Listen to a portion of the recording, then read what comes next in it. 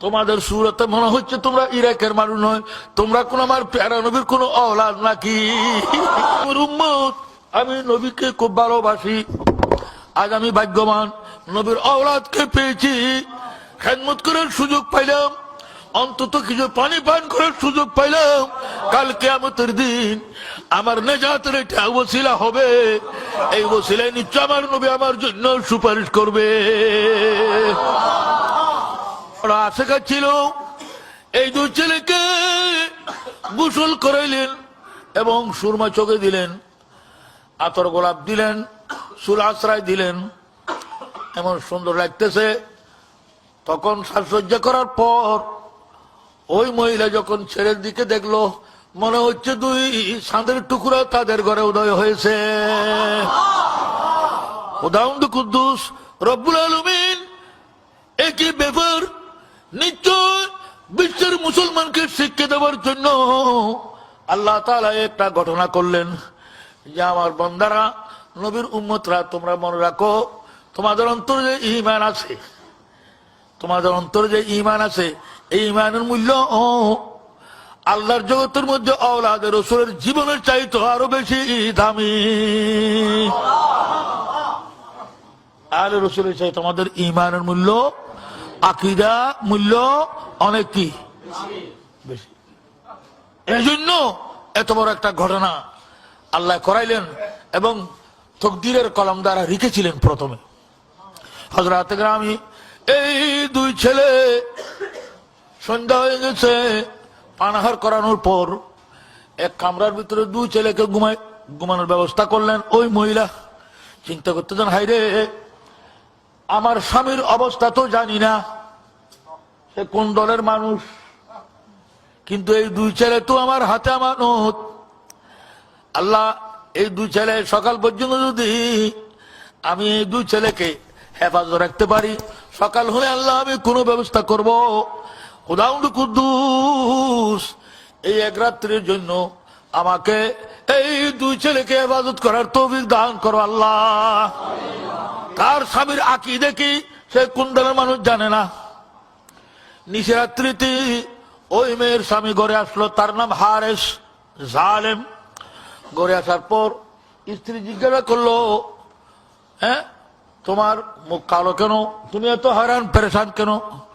বলে, হযরত মুসলিমের দুই ছেলেকে পাচ্ছি না, এই দুই ছেলেকে যদি শহীদ করে মাতা উবাইদুল্লাহর দরবারে নিতে পারে, লক্ষ লক্ষ টাকা পাবো, অনেক পুরস্কার পাবো। সারাদিন আমি ঘুরাঘুরি করতেছি। স্ত্রী তখন মনে মনে কান্দে, রব্বানাস, আমি তো এতদিন বুঝতেই পারি নাই আমার স্বামী যে আওলাদ রাসূলের শত্রু। হায়রে, এখন তো যে দুই ছেলেকে আমি আশ্রয় দিয়েছি আমার করে, আল্লাহর কাছে কাঁদতেছে, সরকার দো আলমের দরবারে ফরিয়াদ করতে, ইয়া রাসূল আল্লাহ, হুজুর, আমার স্বামী সম্পর্কে আমার এরম ছিল না, আমি আপনার দুই সন্তানকে আমি আশ্রয় দিয়েছি। হুজুর, এই দুই সন্তানকে সকাল পর্যন্ত অক্ষত অবস্থায় যদি রাখতে পারি আমি ভাগ্যবান হব। এইভাবে নবীর দরবার ফরিয়াদ করতেছেন, আল্লাহর দরবার ফরিয়াদ করতেছেন, আর স্বামীকে বুঝাচ্ছেন, স্বামী, তুমি কি কথা বলছো? আওলাদ রাসূলের গলায় ছুরি দেওয়ার কথা বলছো তুমি? আরে সাবধান, কাল কিয়ামতের দিন তুমি কি জান্নাতে যাইতে পারবে? নবীর সুপারিশ পাবে, আল্লাহর নবী দুঃখ পাবে না, তোমার জন্য তো নবীর শাফাত হারাম হয়ে যাবে। স্ত্রীকে বললো, আমার লাভ ক্ষতির সম্পর্কে তুমি বলিও না, আমি ভালো জানি। বান্দা, এই কথার প্রমাণ হলো টাকার লোভে অনেক সময় কলবের উপর পর্দা পড়ে যায়, তখন ঈমানের খবর থাকে না। দুনিয়ার লোভে তখন মানুষ ঈমান থেকে মাহরুম করে দে, ঈমান থেকেও বঞ্চিত করে দে। কত লোভ, এগুলো প্রাধান্য যখন পায় তখন পরকালের খবর আর মনে। স্ত্রী অনেক বুঝাচ্ছেন, কোরআন শরীফের মধ্যে আওলাদ রাসূলের ফজিলত, হাদিস শরীফের মধ্যে আওলাদ রাসূলের ফজিলত, সৃষ্টির মধ্যে সবচাইতে উত্তম আলে বাইত, নবীর আলে বাইত। তুমি কি বলতেছো জালেম? কবরের কি আযাবের কথা তোমার মনে নাই নাকি? নবীর সুপারিশের কথা কি মনে নাই নাকি? কাল কিয়ামতের দিন নবীকে কি করে তুমি মুখ দেখাবে? এই ধরনের কথা কেন বলছো? তুমি তওবা করো, আল্লাহর কাছে গুনাহ মাফ চাও। হারে জালেম বলল, স্ত্রী আমাকে বুঝাইতে হবে না, লাভ ক্ষতির খবর আমার যথেষ্ট আছে, আমি জানি। জালেম যখন ঘুমিয়ে পড়ল, এমন সময় ওই দুই ছেলে দেখতেছেন হাউজে কৌসরের পারে জান্নাত দেখতেছে, বেহেশত দেখতেছে, বেহেশতের পারে আমার পেয়ারা নবীকে দেখতেছেন।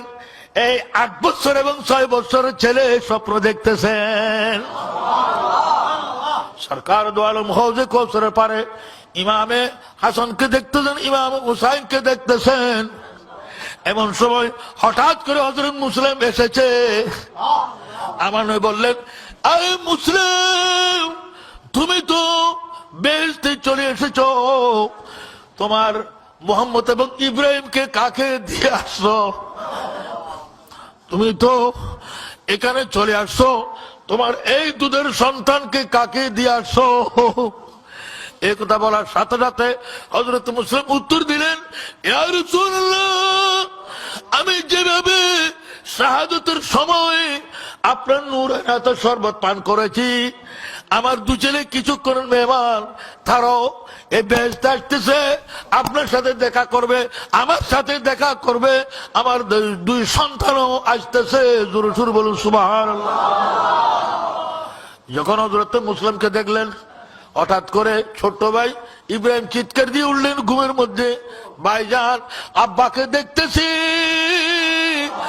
আব্বা আসতেছে, রহমতুল্লাহ আলামিনকে দেখতেছি, চাচা হুসাইনকে দেখতেছি, সবাই আসতেছে আমাদেরকে নেওয়ার জন্য। উঠো উঠো, ঘুম থেকে উঠো, জোরে সুরে বলেন সুবহানাল্লাহ। ছোট্ট ভাই যখন চিৎকার দিলেন, বড় ভাইয়ের ঘুম ভেঙে গেল।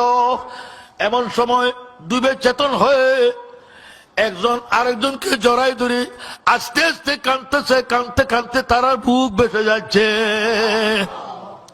শব্দ শুনে হারেসের ঘুম ভেঙে গেছে, বলল স্ত্রীকে, আমার পাশের কামরায় আমি শুনলাম মানুষের শব্দ। স্ত্রী বলল, না না না, পাশের ঘরের কোন ছেলে, এটা হয়তো আওয়াজ করছে, পাশের কামরার মধ্যে কেউ নাই।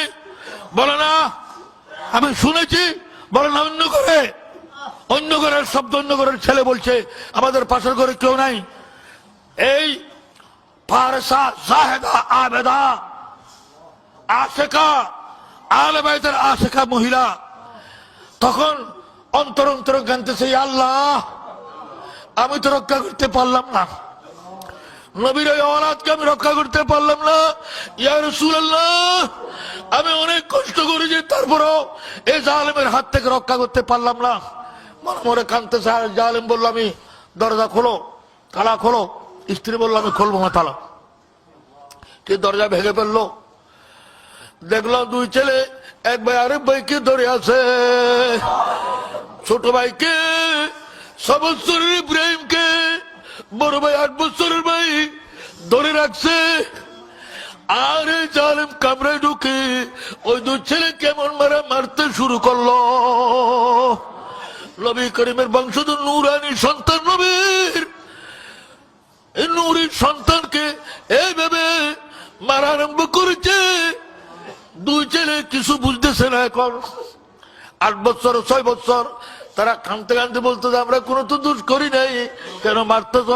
আমরা দুঃখ পাচ্ছি, বেঁচে পাচ্ছি, সারাদিন হাঁটতে হাঁটতে রাত বেড়াচ্ছে, আমাদের পাও ফুলে গেছে, আমাদেরকে আঘাত করিও না।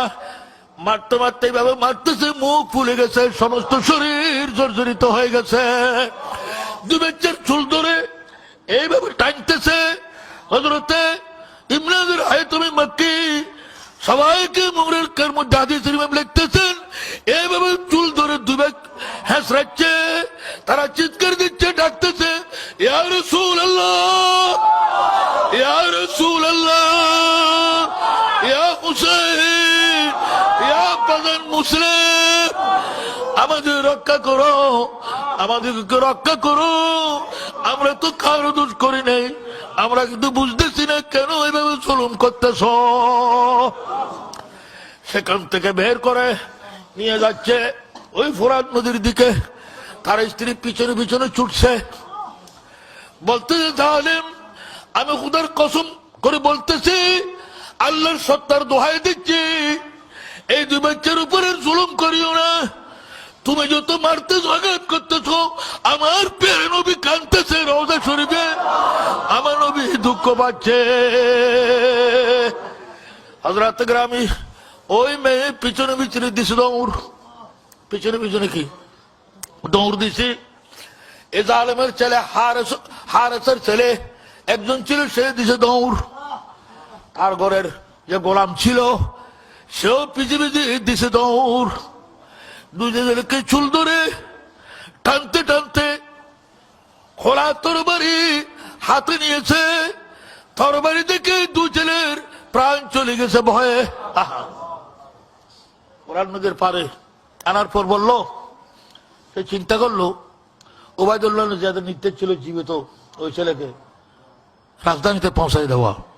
এখন সে দেখতেছে, সে জালেম মনে করতে আমি জীবিত নিতে পারবো না, রাস্তার মধ্যে হয়তো অন্যকে আমার থেকে কেড়ে নি, হয়তো তারা আবার নিয়ে যাবে, পুরস্কার তারা পাবে, হ্যাঁ আমি পুরস্কার শূন্য হয়ে যাব। তো বেহতর হবে এই দুই ছেলেকে জবাই করে যদি মাথা নিতে পারি। হায় হায় হায় হায়, 8 বছর 6 বছর হয়েছিল। আহা, হযরত গ্রামী যখন তরবারি বের করেছে, তার স্ত্রী গিয়ে কোমরে ধরছে। জালেম, আমি খোদার কসম করে বলতেছি, আমি তোমার অর্ধাঙ্গিনী স্ত্রী, যতক্ষণ আমার দেহের মধ্যে জান থাকবে এই দুই ছেলেকে কতল করতে তুমি পারবে না, আগে আমাকে কতল করে দাও। এই জালেমের অন্তরে এখন দ্বীন ঈমান ইসলাম কিছু নাই। শয়তান তার কাঁধের উপর এখন আরোহণ করছে, সে এখন জাহান্নাম ছাড়া কিছু দেখতেছে না। এই কথা বলার সাথে সাথে ওই তরবারি দিয়ে স্ত্রী কেমন জোরে কম মারল, স্ত্রীর মাথা শরীর থেকে দ্বিগুণ্ডিত হয়ে দরফর দরফর করতেছে, প্রাণ চলে যাচ্ছে। হযরত মুসলিম নাকিলের পর ওয়াকিয়া কারবালার সিলসিলার মধ্যে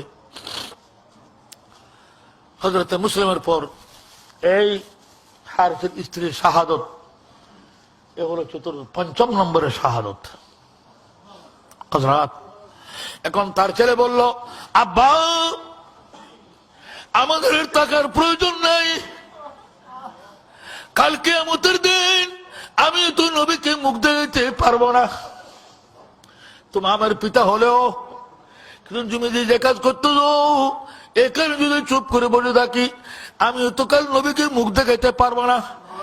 আমি জীবিত থাকতে হযরতে মুসলিমের দুই ছেলেকে, নবীর দুই সন্তানকে তুমি জবে করতে পারবে না। ছেলেকে অনেক আঘাত করছে, সারা শরীর রক্ত রঞ্জিত হয়ে গেছে। সে চুইদা এমন জোরে তরবারি আঘাত করলো, তার ছেলেও শহীদ হয়ে গেছে। 6ষ্ঠ নম্বরে শহীদ। আছে মাত্র একজন গোলাম, সে বলল, হাবশি গোলাম, আমার আর থাকার প্রয়োজন নাই, আমার থাকার প্রয়োজন নাই, আমি নবীর আওলাদের উপর আমি কোরবান হয়ে যাব। সে কোরবান হয়ে গেল। হায় হায়। ইমাম তাবরি এই সমস্ত ঘটনা নকল করেছেন তারিখে তাবরির মধ্যে। হযরত গ্রামী এখন নিরুপায়, এখন আর কেউ নাই, তাদের জন্য কথা বলার মতো কেউ। এই দুই ছেলেকে ফোরান নদীর পারে নিল। এখন উপরে ছাই, নিচে চাই, ডাইনি চাই, বামে চাই, কেউ নাই। বড় ভাই বলতেছে ছোট ভাইকে, ইব্রাহিমকে, ভাই এখন আর কাঁদানোর প্রয়োজন নাই, আমরা কিছুক্ষণের মেহমান, শাহাদতের সাথে সাথে আব্বা আমাদেরকে নিতে আসবে, চিন্তা করিও না, আর কাঁদানোর কিছু নাই। হারেস বলল, আমি কাকে শহীদ করব, মাথা আগে রাখো। ছোট ভাই ইব্রাহিম বলতেছে, আমি মাথা আগে দিচ্ছি, আমাকে আগে শহীদ করে ফেলো। আমার বড় ভাইয়ের সামনে, আমার বড় ভাইকে আমার সামনে শহীদ করলে আমি সহ্য করব না। সে মাথা রেখে দিয়েছে, তরবারি ধরেছে। এমন সময় হযরত মুহাম্মদ সে তরবারি ধরে ফেললো, বলল, আমার জানের চাইতে বেশি প্রিয় আমার ছোট ভাই, আমার সামনে তাকে তুমি শহীদ করতে পারবে না। আমাকে প্রথম শহীদ করো, তারপর ভাইকে করবে। হারেস রাগান্বিত হয়ে বলল, একজন বলতেছ তোমাকে, আরেকজন বলল তোমাকে, আমি কাকে করবো বলো? বড় ভাই মোহাম্মদ বললেন, হারেস তুমি উভয়কে, একজনের সামনে আরেকজনকে শহীদ করতে পারবে না আমি জানি, আমরা সহ্য করবো না। এক কাজ করো, আমরা দুই ভাই পিঠের উপর হাত দেব, একজনের পিঠের উপর আরেকজন আমরা সিধাই পড়বো, এক তরবারের এক ফুসে দুজনকে শহীদ করব। হযরত গ্রামী